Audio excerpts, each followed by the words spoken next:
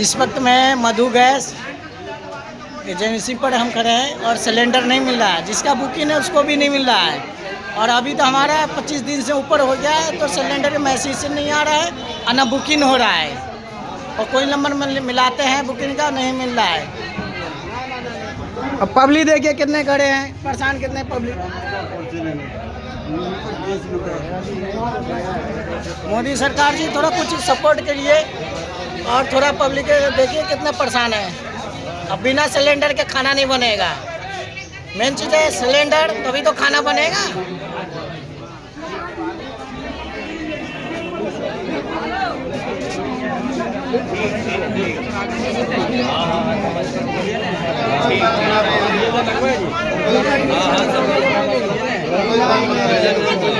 भी नहीं दे रहे, 11 डेज नंबर आ गए हैं तो 4 दिन